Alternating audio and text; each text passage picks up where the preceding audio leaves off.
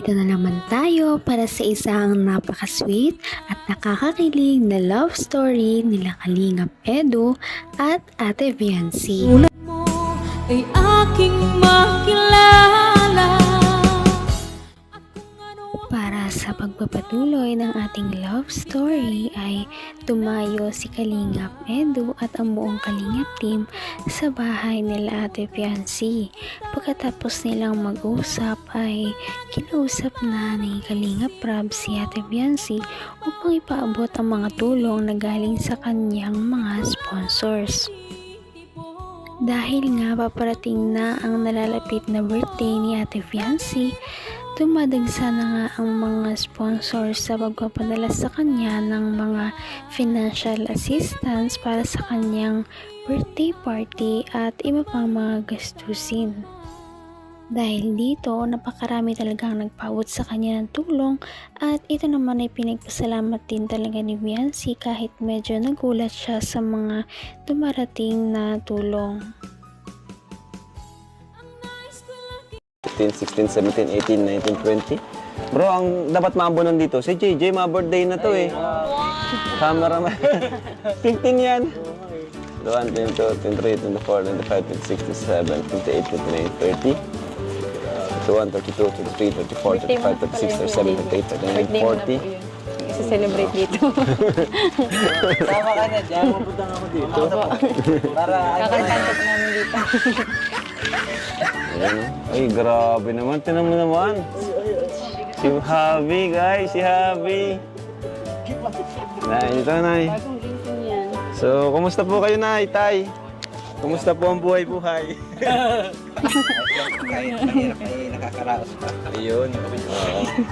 And yun nga po, kanina pag-usapan namin ni Viancy na ang bilis ng panahon, no? Mga 17 na siya. At sige lang, mga 17 na si Viancy tapos ngayon, unang-una siya. Abot kamay na kita mahal.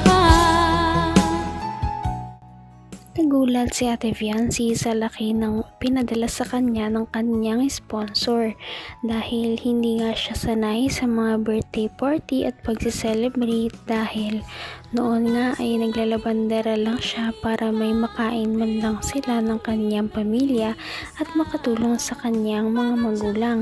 Ngayon ay bumabaha talaga ng blessing sa kanila at ang mga bagay na hindi niya nararanasan dati ay nararanasan niya ngayon kaya hindi niya alam kung paano niya tatanggapin ang mga blessings at mga pinapadala sa kanya ng kanyang mga sponsor. Pero kahit ganoon ay talagang thankful din naman si Ate Viancy at nananatili pa rin siyang humble at magalang. Ng puso ko ito, lagi rin ako. Na siya. At sige lang, mga 17 na si Viancy tapos ngayon, unang-una siya natagpuan, mga 16 pa lang siya, no? Tapos ngayon, grabe yung pagbabago sa inyong buhay po. Grabe yung blessings, sunod-sunod. At natuwa ako sa sinabi niya na dahil yan sa prayer, palagi daw siya nagdadasal na may tumulong sa kanila. At ito na nga po, si Dr. Lab, Team Kalingap, hanggang sa ngayon, magkakabahay na po kayo.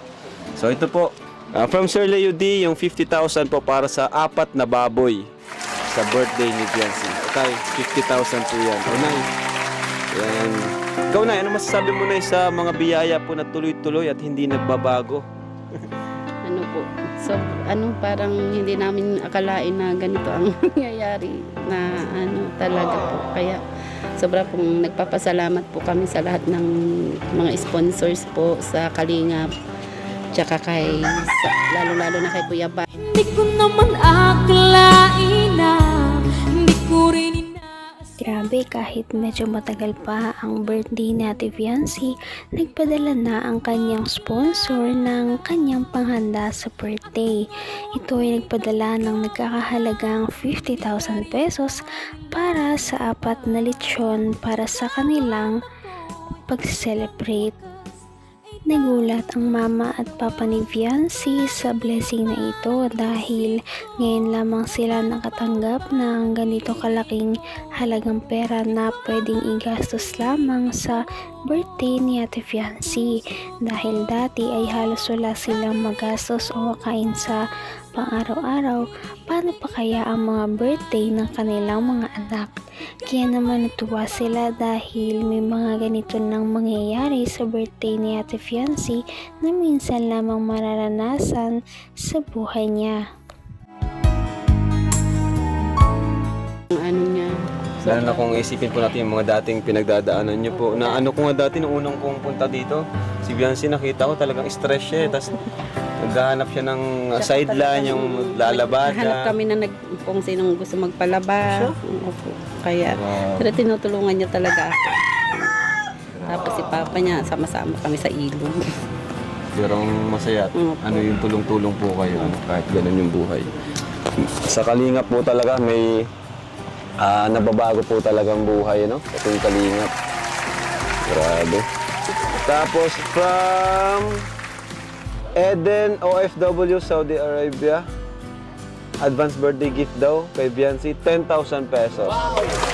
Grabe, may group na si Eden, ha? 10,000 Biancy. And meron din para kay Eds.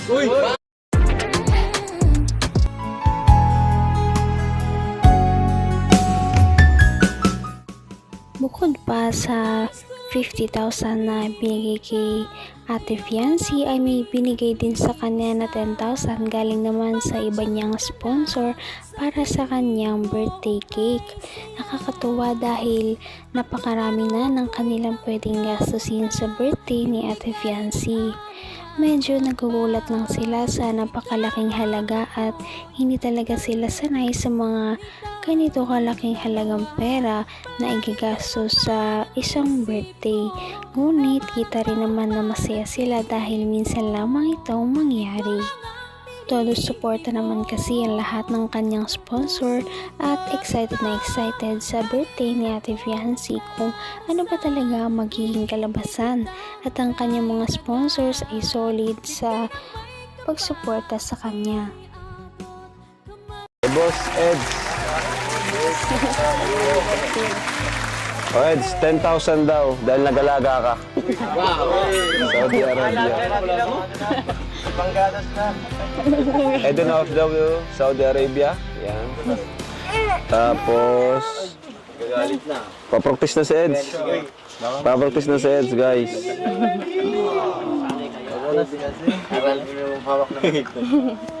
Ayan, so, thank you po, Sir Leo D. At kayo po tayo bahala magbili ng baboy. Thank you so much po. Thank you so much po sa mga sponsor. Kay Sir Leo D po, tapos sa Eden. Eden OFW, Saudi Arabia. Saudi Arabia. Tapos kay Tita Jemma Cruz po. Sa Edu Biancy, best friend po. Alin? Para sa ako ni Biancy sa Sa brace? Ayun. Ay, grabe naman. Biancy, para daw sa ano mo. Hindi ka rin nag-alilangan pa. Nakakatuwa naman dahil kahit na medyo malayo-layo na ang narating ni Ate Fiancy kumpara sa noong unang natagpuan siya ng Kalingap team, ay hanggang ngayon hindi pa rin talaga siya nagbabago. Kung paano siya nakilala ng Kalingap team simula nung una ay ganun pa rin ang kanyang ugali hanggang ngayon. Ganun pa rin siya kabait, pagmahal sa pamilya, matulungin at maalalahanin. Nakakatuwang tulungan ng ganitong mga tao dahil nananatili talaga siyang humble at hindi nagyayabang sa kanyang mga natatamo sa buhay at kung gaano man siya kaganda. Sana ay mas marami pang mga blessings ang dumating sa buhay ni Ate Fiancy. Kaya naman, sana ipatuloy natin silang suportahan at mahalin si Fiancy, si Kalingap Edu at ang Kalingap team.